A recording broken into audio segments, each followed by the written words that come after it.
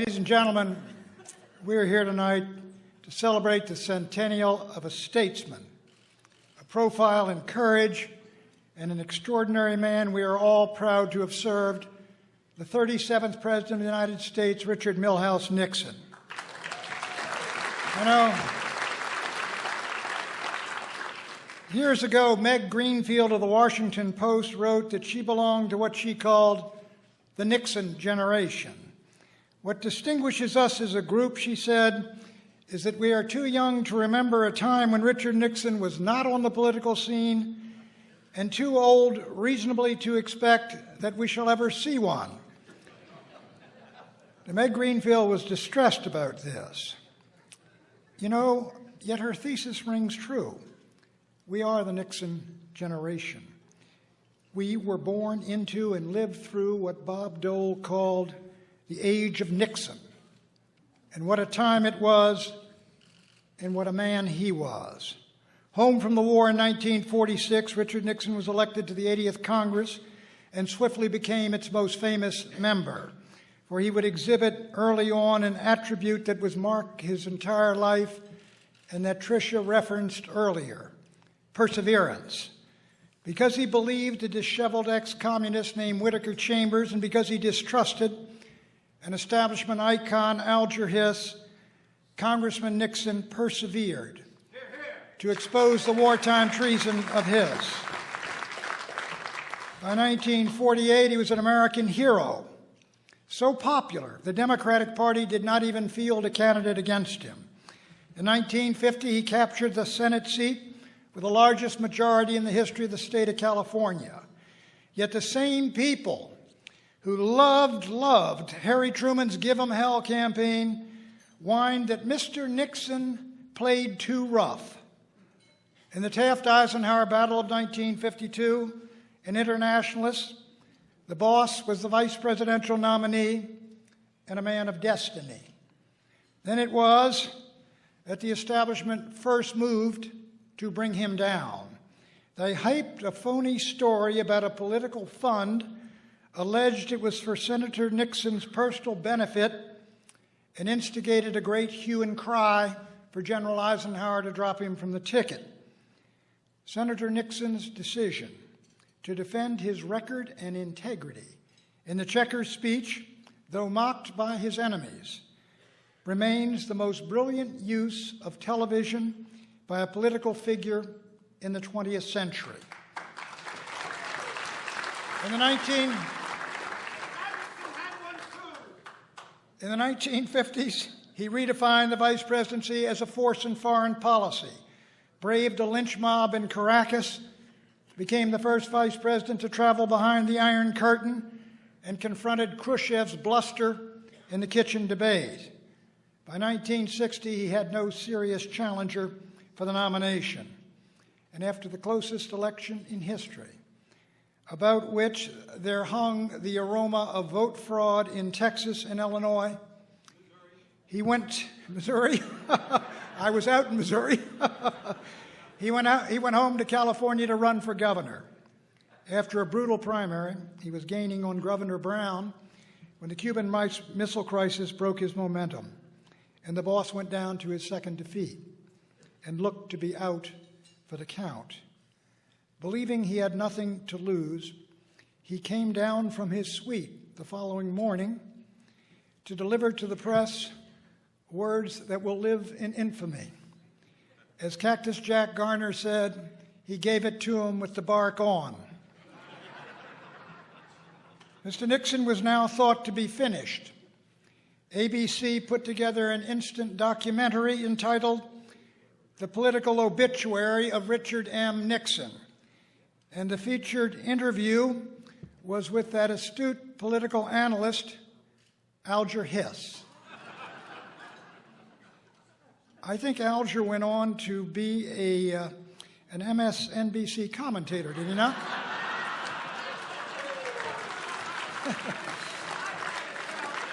Drop that from the C-SPAN rendition.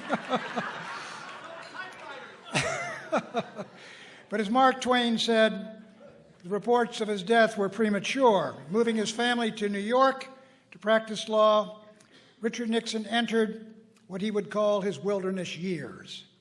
But after the Goldwater-Rockefeller bloodbath in 1964, with our party bitterly divided, the boss volunteered to introduce the nominee at the Cow Palace and did so in one of the finest addresses he ever delivered.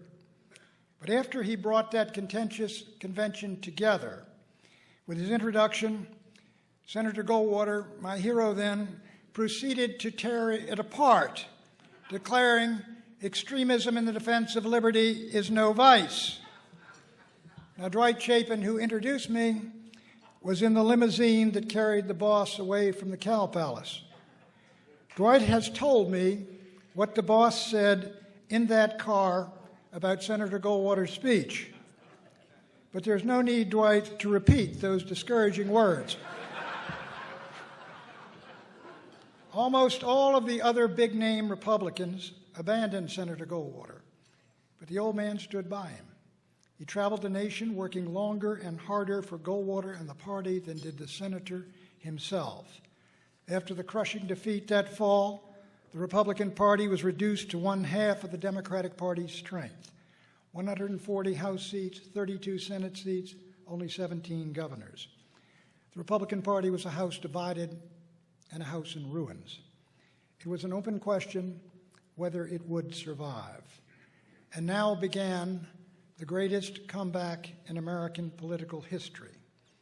When I arrived in New York to join the boss in January of 1966, his staff consisted of 3 people.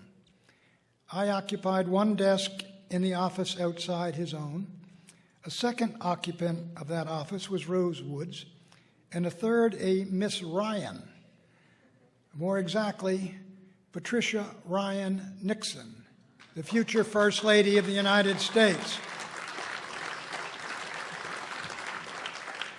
from whom I used to bum cigarettes regularly. The altarpiece of that year was Richard Nixon's 6 weeks war against what LBJ called my Congress. Alone to the National Republicans, the boss campaigned across the entire country for the party in 35 states and 80 congressional districts. In November, his bold prediction of a 40-seat Republican gain in the House proved conservative. We won 47. Then, after a year off, traveling the world, came that great campaign of 1968, the most divisive year in American history since the Civil War. Many of us recall that year. Consider what happened. As we took off on January 31st with the boss going up to New Hampshire, the last day of January, the siege of Khe Sanh was at its height, and the Tet Offensive had just begun. 4 weeks later, Governor Romney quit the race. Senator Eugene McCarthy then stunned the nation, capturing 42% of the vote against President Lyndon Johnson. Robert Kennedy suddenly leapt into the race. On March 31st, the boss asked me to monitor President Johnson's speech on Vietnam on a car radio at LaGuardia Airport to brief him when he arrived back from visiting Julie at Smith. At the end of that speech, President Johnson suddenly announced that he would not run again. 4 days after that political earthquake, Dr. Martin Luther King was assassinated in Memphis. Washington and 100 other cities exploded in riots that lasted days and required tens of thousands of troops. In early June, a week after our Oregon primary victory, I got a 3 a.m. call from our Bible building headquarters. Robert Kennedy had been shot in Los Angeles in a hotel kitchen. I called the boss. Julie and David had been watching TV and already awakened him. That August, the Democratic Party came apart in a bloody brawl in the streets between police and protesters in Chicago. And so it went in that dramatic and divisive year. But at its end, Richard Nixon was President of the United States. Now consider the city he came to and the hostility he found here. The nation had been torn apart by a half-decade of assassinations and riots, crime and campus anarchy. 30,000 Americans were dead in Vietnam. 500,000 soldiers were tied down in an endless war. The country was coming apart.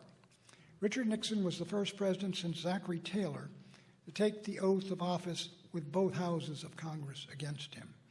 The bureaucracy was deep-dyed Democratic liberal. The press corps was 90% hostile.